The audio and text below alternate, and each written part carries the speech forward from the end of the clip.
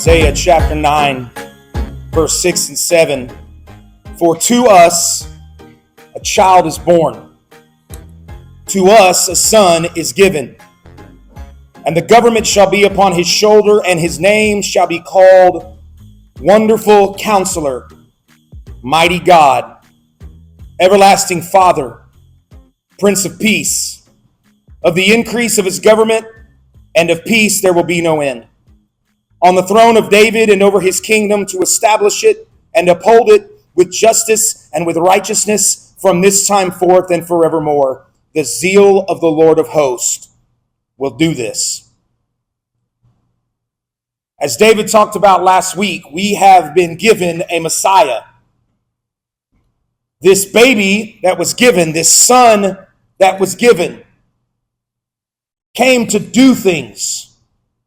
He came to be things.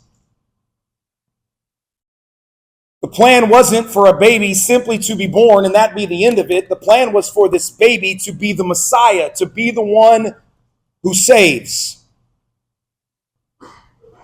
And as we come to this next part in these two verses, we're going to be looking at the names of the Messiah.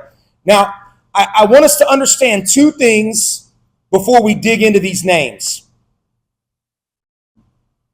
Number one, they're not just names, they are descriptions of character.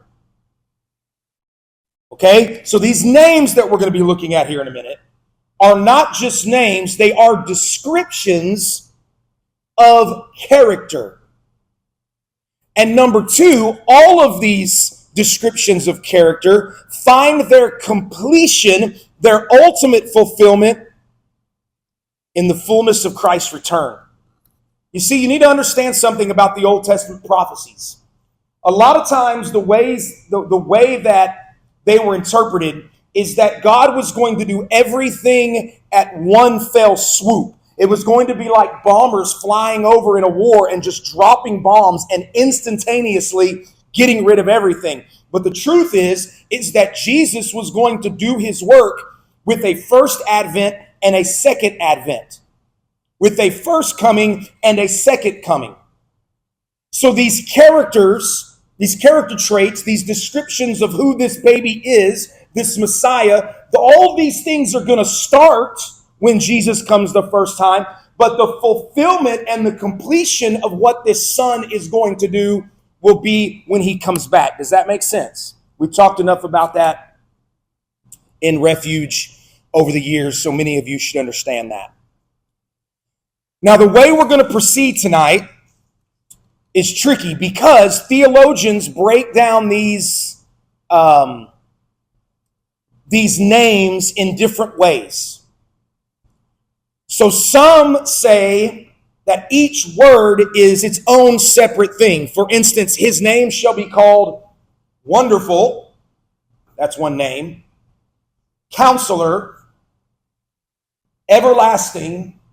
God. So what they do, they break down each word. Some theologians separate them. Other theologians see them kind of as a couplet. Wonderful Counselor. Mighty God. Everlasting Father.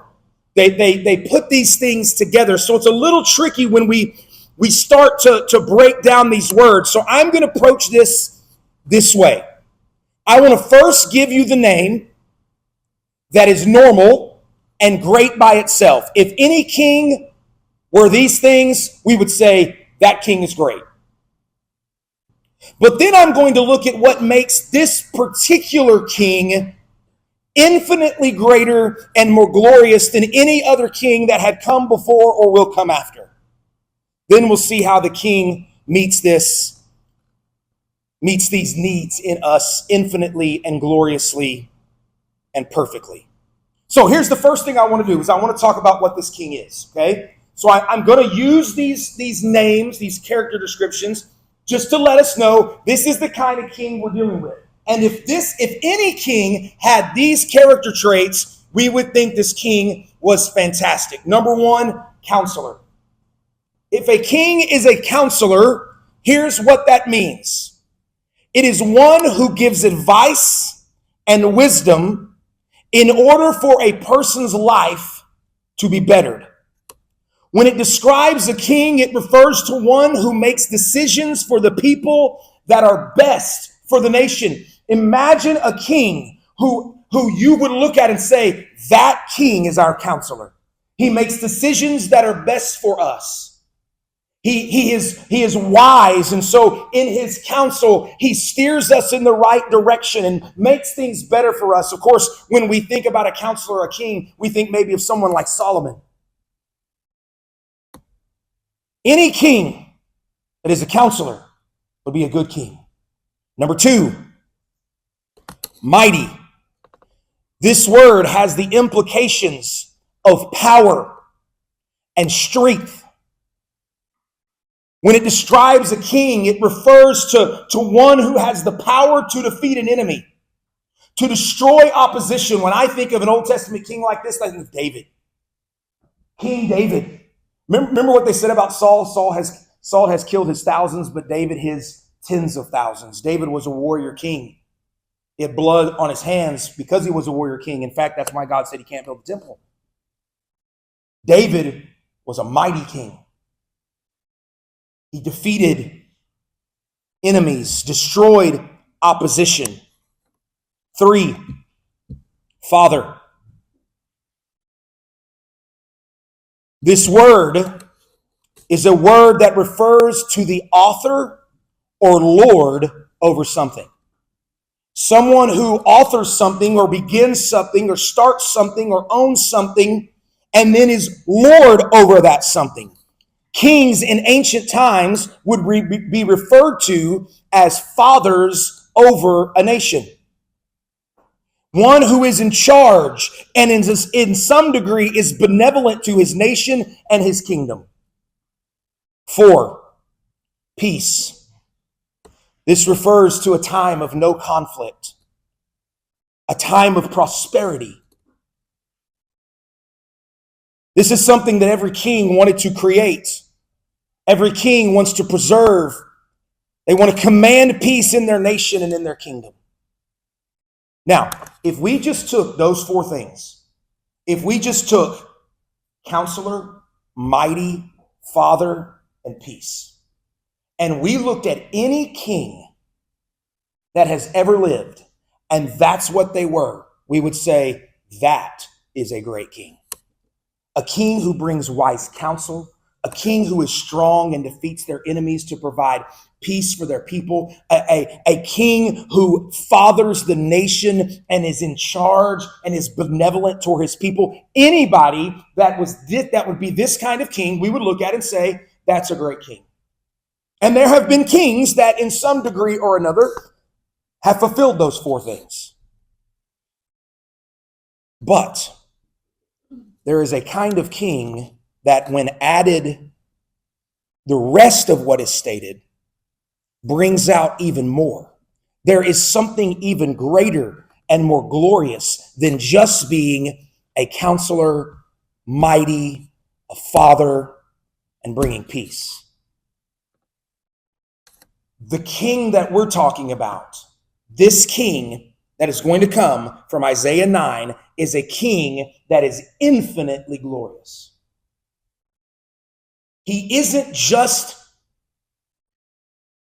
mighty. He isn't just a counselor. He isn't just a father. He doesn't just bring peace. What he brings from all of those 4 things are going to be infinitely glorious.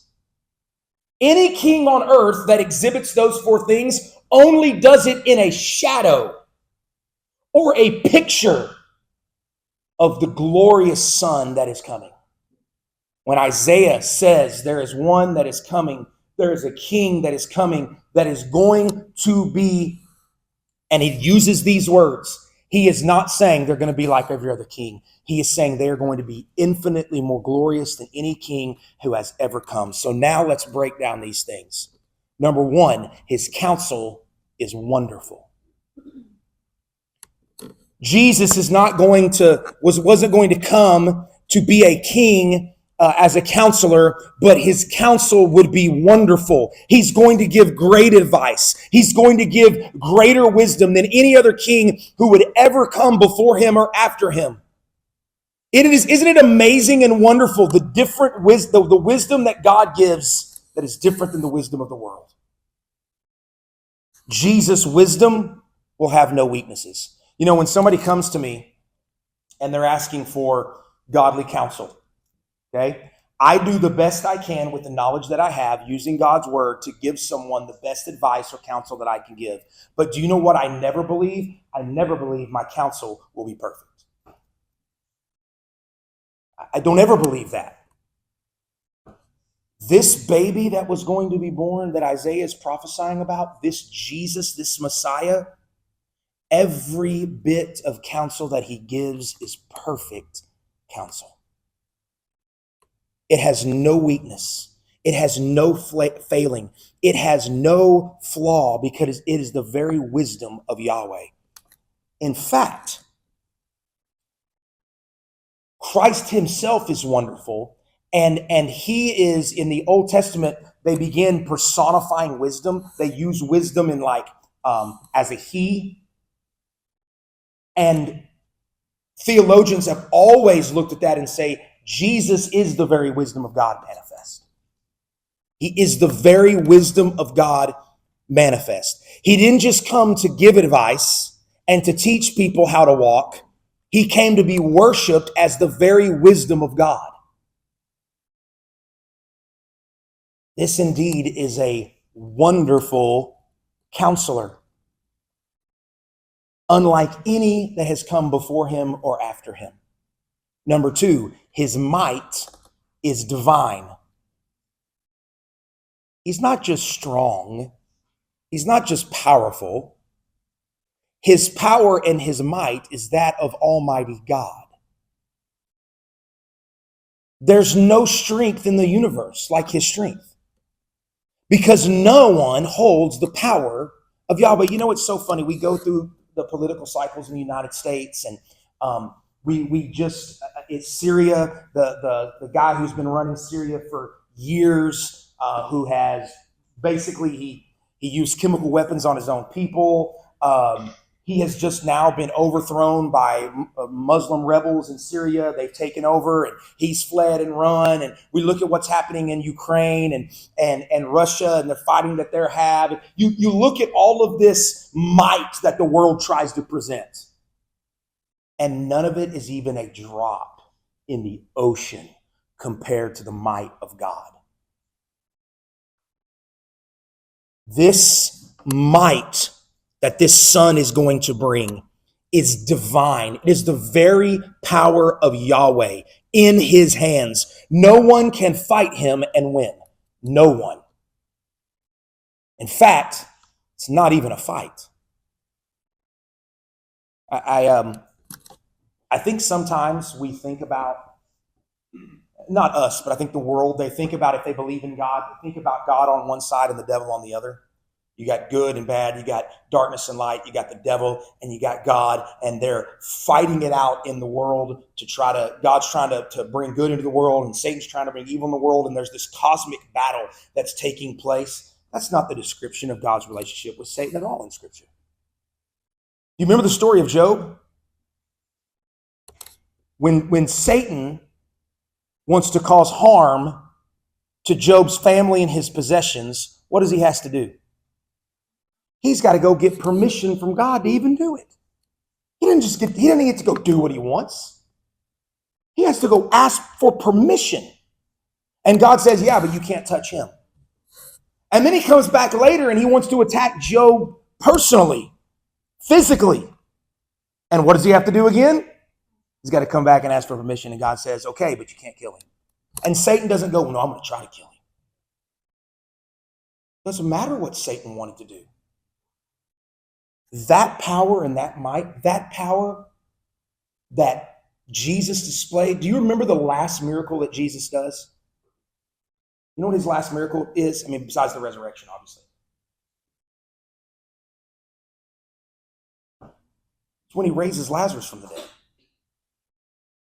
And do you remember what he says to bring Lazarus back?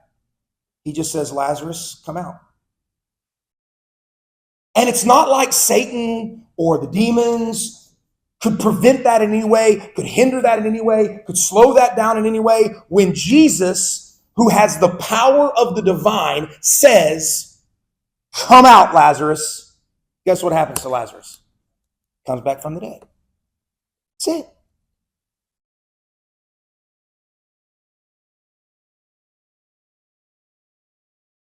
Not only does God defeat his enemies and saves his people, but he defeats his enemies and saves his people to the uttermost. He utterly destroys his enemies and he saves his people to the uttermost. Number 3, his fatherhood is everlasting. You're like, well, I thought Jesus was the Son. How can Jesus be the Son and yet have the fatherhood? Remember what this means. This means one who authors or begins something, or someone that is Lord over something. The fatherhood of Christ over his people, over his nation, is everlasting and it never ends. It will last through all of eternity. Remember, all the kings wanted to be fathers over their nations. But what happens to earthly kings? Even if they were the greatest of kings, and they were a wonderful father over their nation, what happens to every earthly king? They die. Their fatherhood over the nation ends, but not so with Jesus. Every other king's control and benevolence is going to end, but not Christ. He is the Lord and the author of his people and his nation and his kingdom, and we will never attend this king's funeral, ever. He will never lose his mind. He'll never become unloving. He'll never get out of control. He will be the perfect father of his kingdom forever. Number 4, his peace is maintained by his princely authority. There have been many kings in the history of the world who have created some form of peace, kept some form of peace in their kingdom. I think about how Abraham Lincoln brought peace to the United States during slavery. You had the South and the North very conflicted, and he saw the division that was taking place. And again, to bring this peace, he went to war. But he finally brought the end of slavery. What was the document that he signed? History people. The Emancipation Proclamation. Now,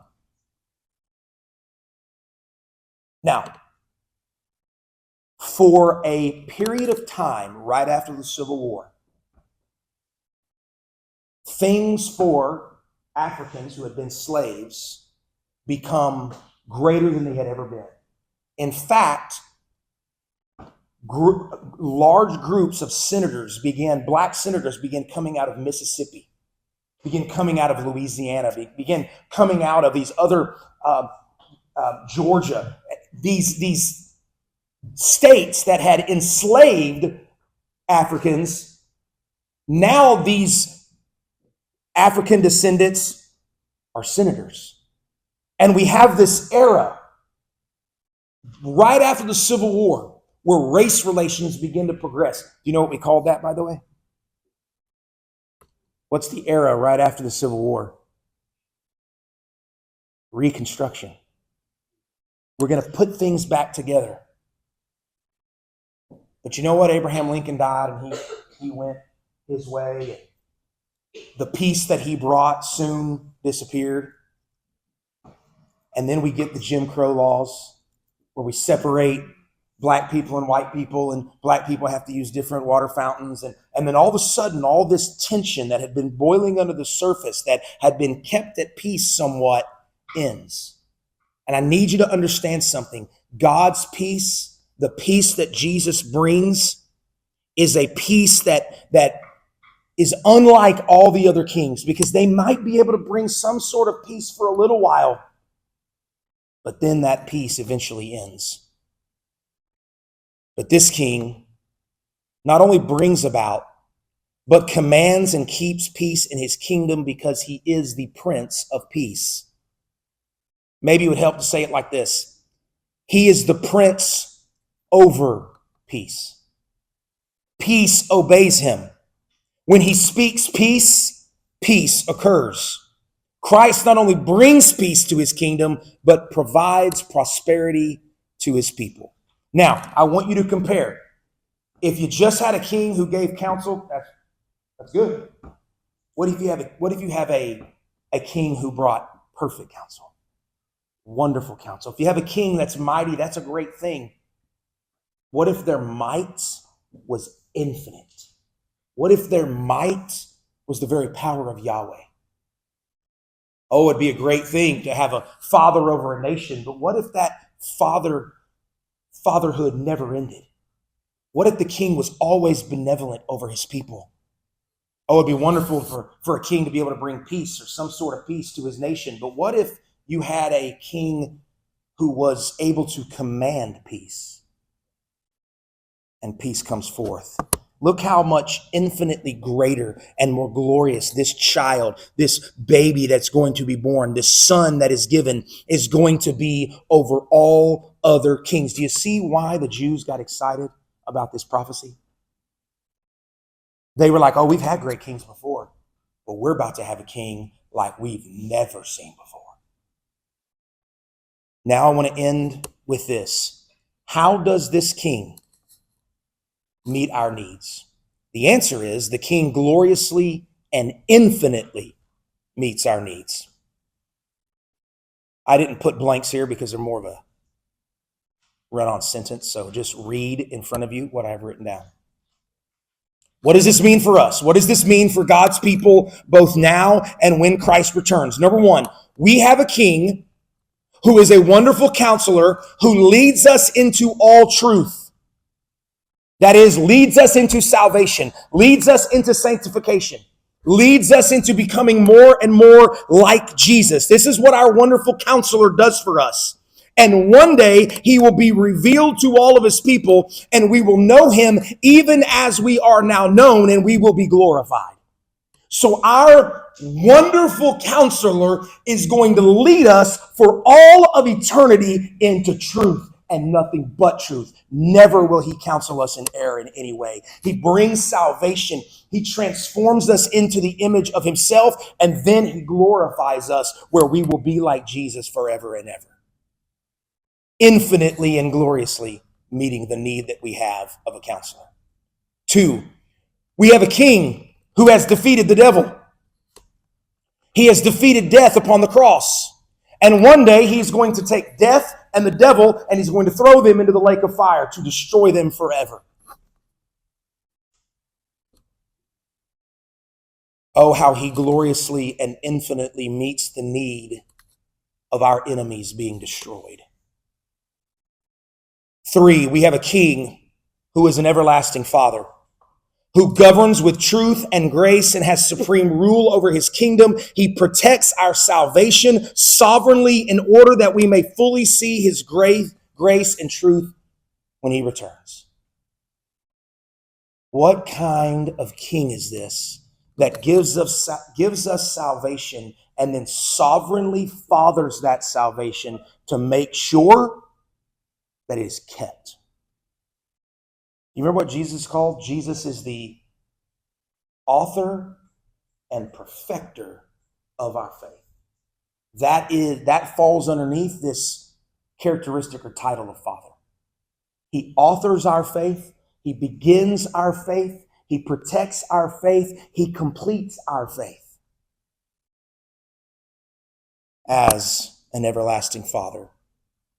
And 4, we have a king who is prince over all peace in his kingdom. He has made peace with us and with God. You know, he's the only one that can do that. He has brought peace between us and God. And one day he will put all enemies underneath his feet so that there will be perfect peace upon the earth eternally. Now, let's just step back. We've done a lot of micro examination here. Let's just step back. Every king would love to have peace and be a father, to be mighty, and to be a counselor. But we have one who has come to be a wonderful counselor, to be mighty God, to be an everlasting Father, to be the Prince over peace. And he doesn't just bring that for a moment. He doesn't just bring that for a second. He brings that into the earth and into our lives forever and ever and ever. He brought it the first time, and now it is just growing until he comes back, and it will be perfect. We will see this baby son, as y'all sang last week. We will see this baby son as King of Kings and Lord of Lords. We will see him in these descriptions in the fullness of his glory. Can you imagine how glorious it will be when you see King Jesus in infinite glory as the wonderful counselor, as the mighty God, as the Prince of Peace, as the everlasting Father?